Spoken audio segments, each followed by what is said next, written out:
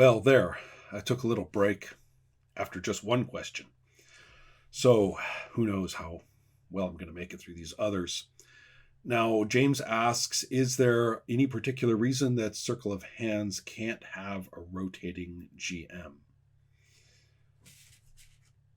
Uncharacteristically, I will not be snarky and just say, yes, I will try to work with this. Let's contrast it first to one of the games that indirectly inspires it, back in the early 90s, in fact, which is Prince Valiant.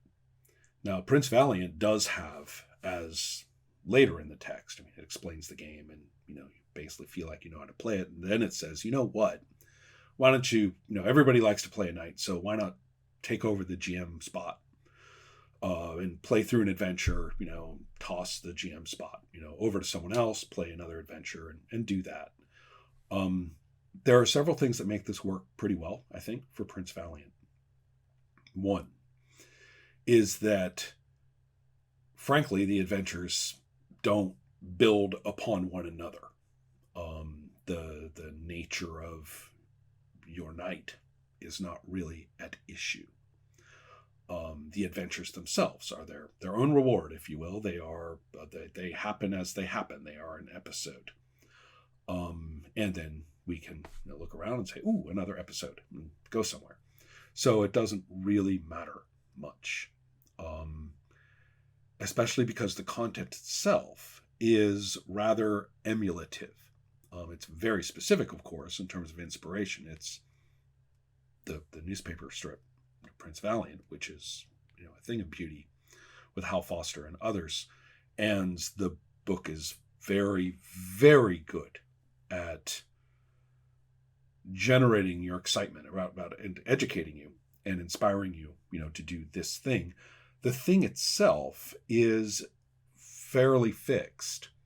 So 2 different GMs, as long as are 4 or 5, as long as the people in question are inspired by this text and it's very clear about doing XYZ, then who cares whether it's this person or that person? Well, that's not quite true. It doesn't care systemically. I mean, it doesn't have a fundamental aspect of it should be one person, which I'll try to discuss in a moment. Because basically everybody's trying to do the same thing. They'll do it differently inadvertently, and that's a good thing. Don't get me wrong. But the degree to which that difference arrives, I think, for Prince Valiant is more, well, I guess you could call it flavor. And there's nothing wrong with that. In fact, I would welcome it. That's the benefit, right? That's the added value, as well as everybody getting to play a knight on and off. But the added value is that you do get a little different flavor of the thing. 2 games of mine in particular. I think more than 2, but I will focus on 2 of them as especially relevant for this, are Sorcerer as well as Circle of Hands, in which there is no tapestry of inspiration. There is a Big Bang starting point of inspiration.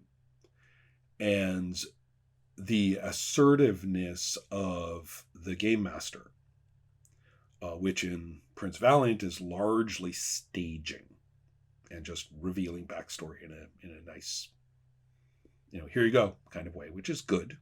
I like that. But it is a matter of staging. To game master Prince Valiant is no small thing. You're playing NPCs, and in my opinion, they could have their minds changed and stuff. That's part of the nature of Prince Valiant stories. But the components aren't particularly, what is the word I want?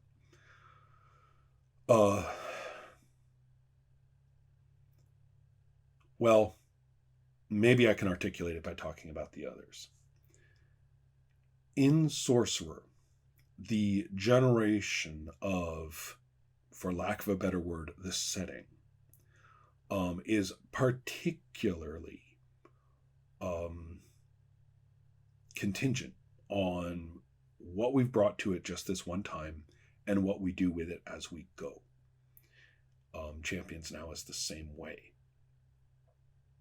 And preparation from session to session has a way of really grabbing that concept that I'm often talking about, which is that setting is not presented to you in order to play in. Setting is something that you must actually create. No matter how detailed in text, it can only become setting in play. And in the case of Sorcerer, where somebody is playing the demons in particular, but everything else too is like this, and one person is basically acting very morally, they're enjoined, right, to take a moral position about what characters are doing. This benefits very greatly. In fact, it requires a through line of that being a person, so that aspect of play has the consistent may not be the word because it may change, but the thing that is consistent is the actual physicality and the human person who's playing that role. And that is a through line. That is a presence. That is a component of what playing Sorcerer can become.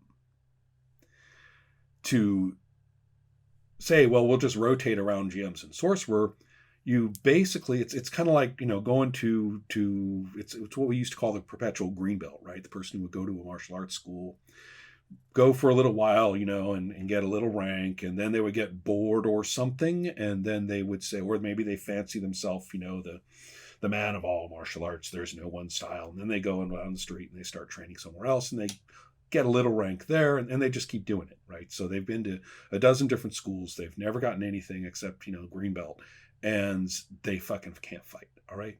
They never do. These guys are all the same. They come in and they're always just a green belt. They never get better. And it's exactly the same here, as an analogy. Trading off GMs in a game like Sorcerer, play never gets past green belt. It's exactly the same for Circle of Hands. Circle of Hands is even more second and third order than Sorcerer, if you can believe it. First of all, a given character passes through different people's hands and becomes a conglomerate of influences, judgments, and developments. The character is deprived of the ordinary through line. Now, you see, remember what I was saying about the GM before, and everybody's like, yeah, that's how a player relates to a character. Well, that's what's disrupted. Here, it is only attention to one another that will generate any kind of satisfying presence for that character as a person. Which, again, may include differences of opinion, it may include change, it may include differences of interpretation, I should say. Decisions that this person makes that other person might not have made, that's all fine, but it is based on the necessity of listening to one another.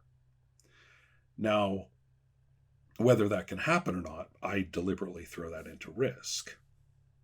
I don't know. Can it happen? Let's see if you can. Given that instability or question or challenge, if you will, as a creative term, and here I'm just talking about the characters, this is in addition to what I was talking about in terms of setting, which even more so for Circle of Hands, because we do get a sketchy setting. The question is, what does our gaze upon its parts actually turn it into?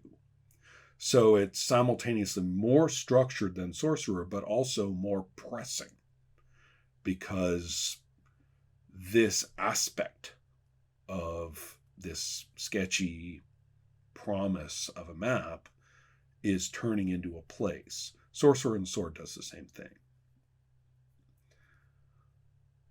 Again, though, the initial structure of Circle of Hands is even stronger than it is for Sorcerer and Sword, culturally, geographically.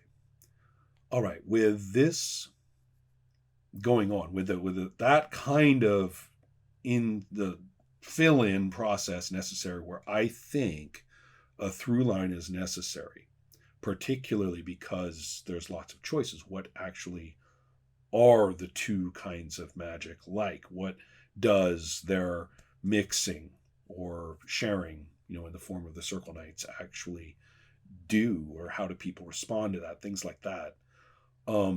The consistency thereof is it's not in the text. I don't tell you what everybody thinks about this or that. That through line for a GM is important, but the through line for the GM is much more important relative to the characters. Remember, in this game, it's not like Sorcerer, and it's not like the Whimsical Ways thing or the RuneQuest thing that I just posted at the Patreon. Instead, it's not solipsistic at all. You don't make ventures based on which characters are going into it. So it's more like Trollbabe in that regard. You basically set up what there is, and who knows, what this Trollbabe is going to make of it. And so in that case, the game master's developing aesthetic and sense of build or sense of personal satisfaction, given that they've done X at this one place, even without trying to build upon it in some deliberate way, the default fact that they will be doing that because it's the same person is actually an incredibly important bedrock of play for the game. I've seen it. I've seen people trade off GMs playing Circle of Hands, and I watch them each time the group goes up the learning curve a little ways, and I watch venture after venture, and they never hit the turning point of the curve. They play introductory, gee, how does this work? Circle of Hands over and over. And I don't think it's going to get better. Those perpetual green belts never sort of create a gestalt of better that they bring to whatever school they're training in eventually. And I don't think it would happen in this case either. So with any luck, that has made some sense.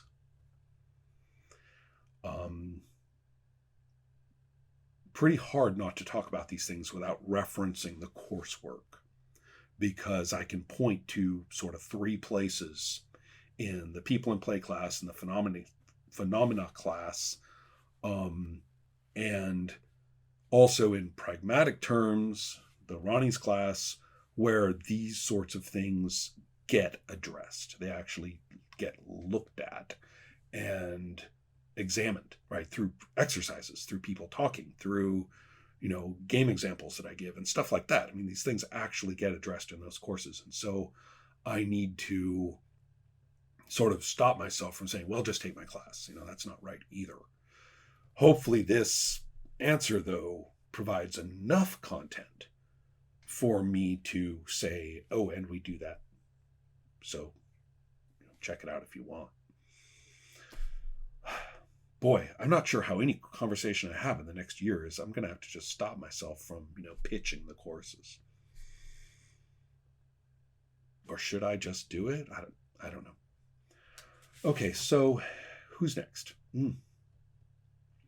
Very related, because the touch point game for discussing this question from Ibars is probably Circle of Hands, but not just Circle of Hands. There's a bunch. And this is also important, too, for a lot of the courses that I've been teaching. When designing a game, how do you match the setting or themes of the game to the dice system? What is your starting point? This is so huge. This is precisely the question that people always have come to me asking upon reading System Does Matter, or more accurately, hearing about System Does Matter. And I get it, but the question has to be set aside for me to explain why that's not the right question.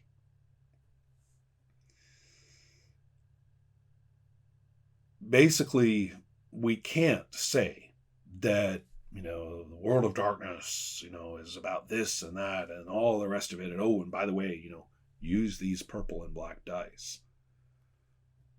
Okay, I get using purple and black dice while playing World of Darkness game, or the green and blacks. You see my point. Whatever. Is fun. I get that. It is fun. I don't deny it. And that's certainly not what we're talking about here. Settings and themes of a game are not matched to a dice system from that direction. In retrospect, for a functioning game, you can say, aha, I see what the dice system does or how it contributes. So I want to talk first of all about why that is, why in the one direction and not in the other. Then I want to talk about some of my design process that is highly specific for each different game. And hopefully those two things will work together.